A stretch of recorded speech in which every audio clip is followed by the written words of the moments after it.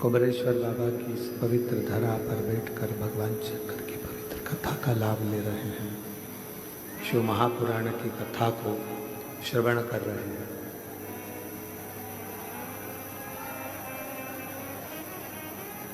शिव की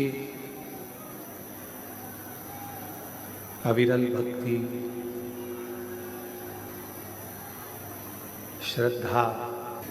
श्रद्धा और विश्वास का एक संगम शिव महापुराण की कथा है। बाहर की आवाज बढ़ाओ। बाहर शिव की ही उदारता है, भगवान शंकर की ही कृपा है, शिव की ही करुणा है।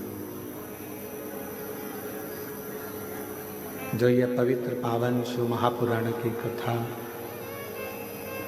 डीले कम कर दो, क्लियर कर दो और थोड़ा सही करो उसको।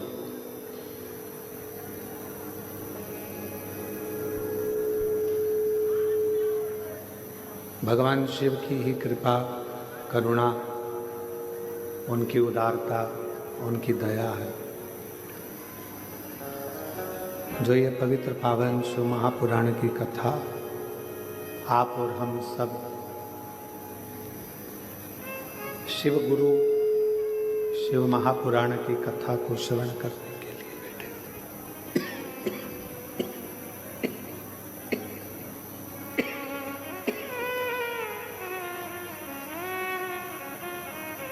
शिव गुरु शिव महापुराण की कथा को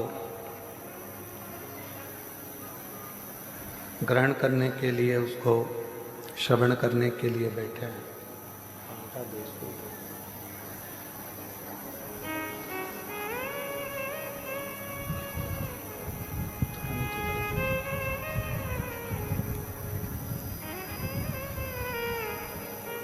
एक अंश मात्र भी शिव महापुराण की कथा यदि हमारी चित्त में, वृत्ति में, मन में बैठती है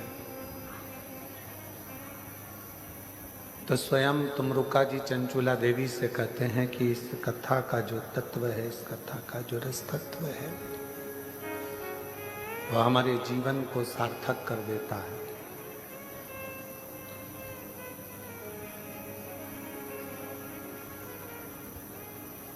एक स्त्री के लिए, एक नारी के लिए, एक स्त्री के लिए उसका सबसे बड़ा गुरु उसका पति होता है।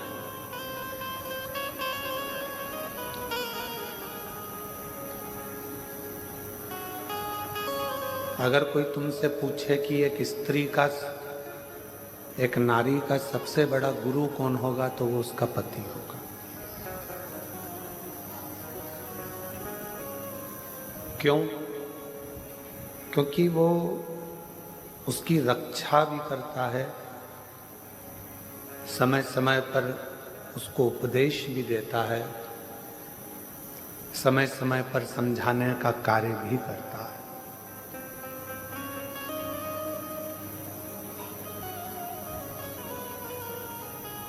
पर यदि कोई गलत व्यसन में डूबा हुआ है, गलत तरीके से व्यवहार कर रहा है, गलत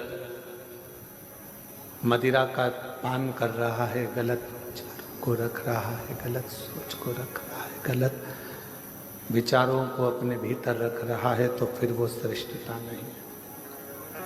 फिर वो केवल एक पति हो सकता है, फिर वो गुरु नहीं।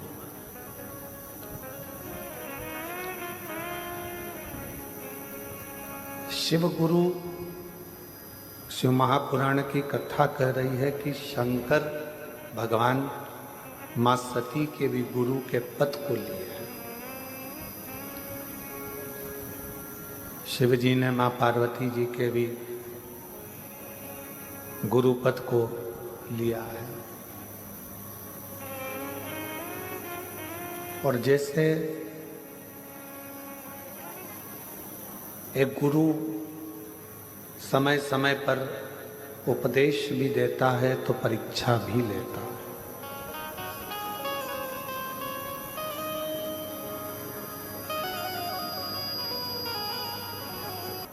आसन लेने में लगी है, गुरुजी का अनुशासन लेने में नहीं लगी।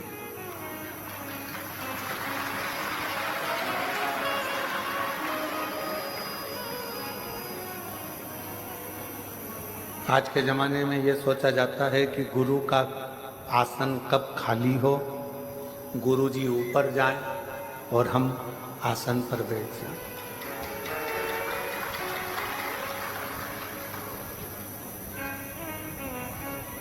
आसन से प्रीति नहीं, अनुशासन से प्रीत होना चाहिए। यदि गुरुजी के बतलाए हुए अनुशासन पर आप चल रहे हो, गुरुजी ने कह दिया कि ऐसा मत करो, मत करो। गुरुजी ने बोल दिया ऐसा करो, करो।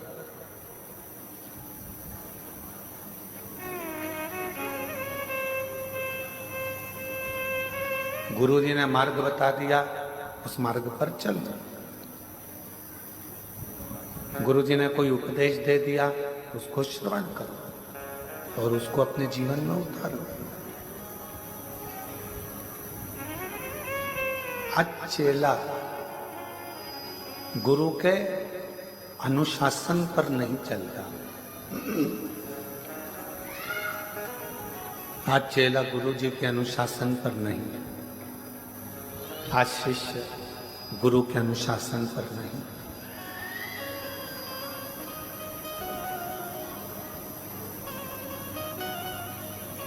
आसन जब गुरु चला जाएगा, गुरु जब देह तो त्याग देगा, देह का त्याग कर देगा, तो आसन तो किसी को भी मिल जाएगा।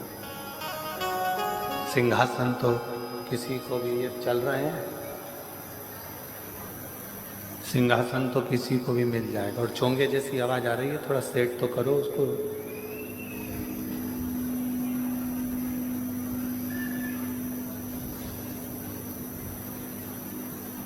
आसन किसी को भी मिल सकता है, किसी को भी प्राप्त हो सकता है, पर गुरु के बतलाए हुए अनुशासन पर, बेस कम करो, गुरु के बतलाए हुए अनुशासन पर जब हम चलते हैं तो ये निश्चित है केवल गुरु का आसन ही नहीं, कहीं ना कहीं भगवान सद्गुरु की कृपा हो जाती है और ऐसा सिंहासन मिल जाता है कि फिर आसन की कोई कामना ही नहीं।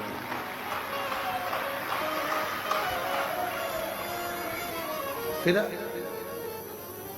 आसन की कोई कामना नहीं।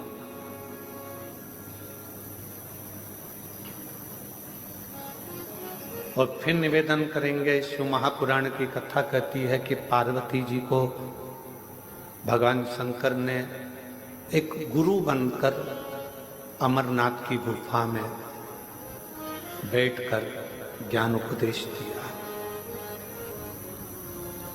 मां सती को शिव जी ने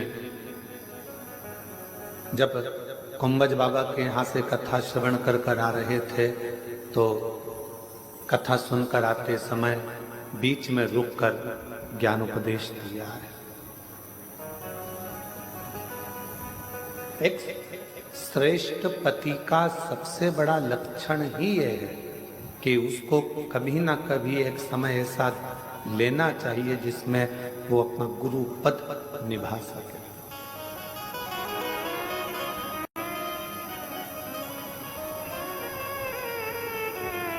वो अपना गुरु पद निभा सके। और यहां तक कहेंगे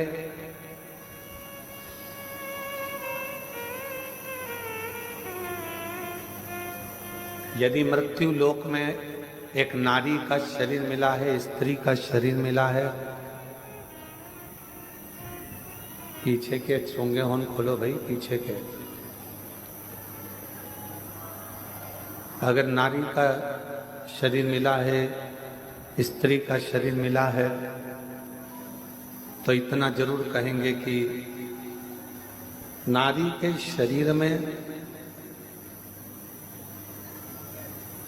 अगर ये शरीर आपको स्त्री का मिला है तो नारी के शरीर में एक घर की सास के, घर के बुजुर्ग के और एक पति के चरण छूना चाहिए।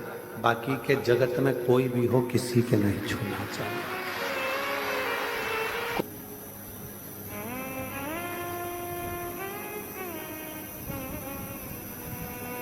कोई सतगुरु होगा, संत होगा, साल में एक बार कभी गुरु पूर्णिमा महोत्सव आ गया, गुरु पूर्णिमा का उत्सव आ गया, तो चरण भले छूने दे, चरण को स्पर्श करने दे, पर बाकी के समय स्त्री से चरण नहीं छुआ।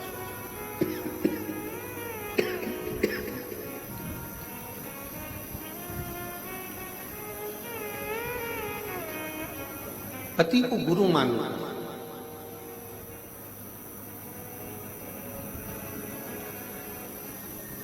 आप उसके चरण का स्पर्श करें।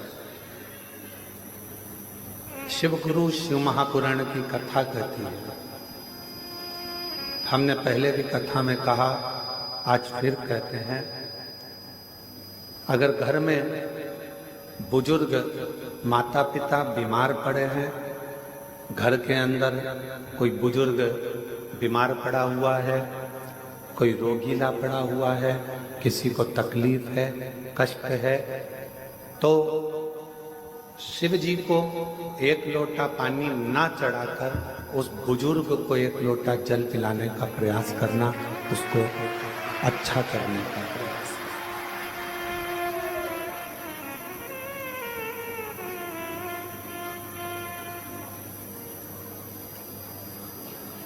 आज के जमाने में सबसे बड़ी परेशानी एक ही है कि लोग जगत के गुरुओं के पास तो जाते हैं, पर घर में बैठे हुए माता पिता रूपी गुरु का सम्मान नहीं कर पाते।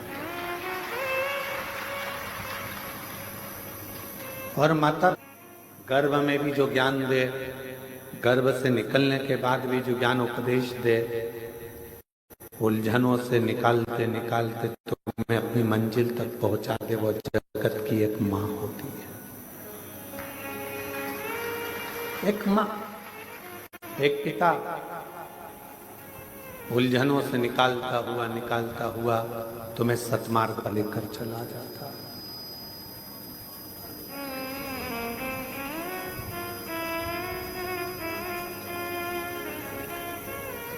कई लोग कहते हैं कि बताओ, उनकी बहू ने हमारे पाँव नहीं छुए, उनकी बहू ने हमारे पाँव नहीं पड़े, चरण प्रणाम नहीं करा।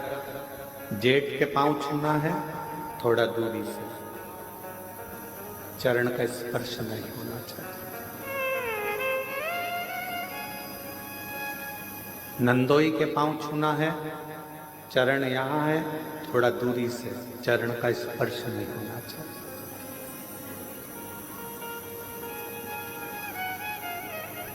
इस कार्य में मैं राजपूतानाओं को, राजपूतों की घर की बहुओं को बहुत बहुत साधुवाद देना चाहूंगा। इस कार्य को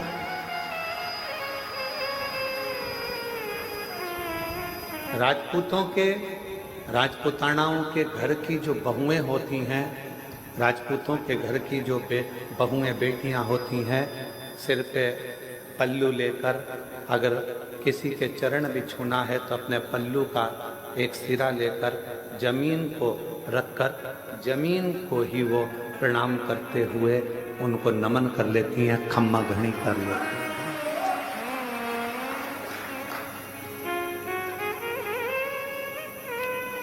उन्होंने जमीन को हाथ लगाया, खम्मा घड़ी करा, प्रणाम करा, नमन करा।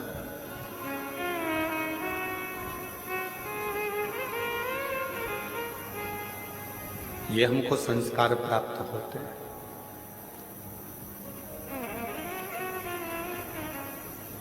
कितना भी विद्वान कोई पुरुष क्यों ना हो, कोई संत, साधु, सन्यासी, तपस्वी, साधक, उपासक, कितना भी विद्वान क्यों ना हो, उसको भी प्रणाम करना है तो थोड़ा दूरी से चरण का स्पर्श नहीं होना चाहिए। एक पति, दूसरा परमेश्वर, उसका चरण का स्पर्श तुम कर सकते। चरणों को छुओ, पर किसके?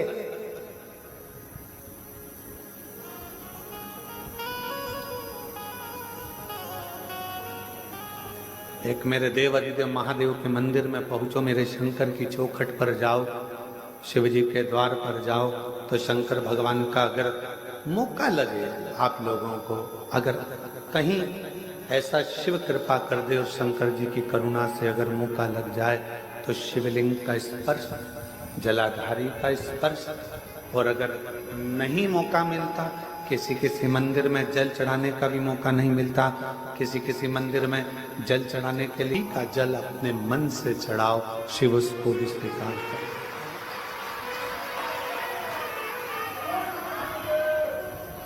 भक्ति का जल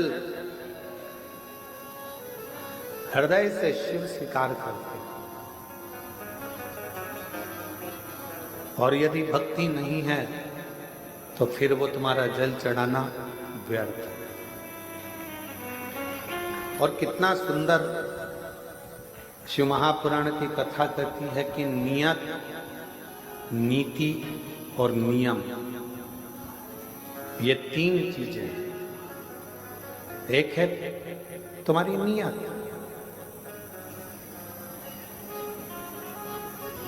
दूसरे नंबर पर है नियम,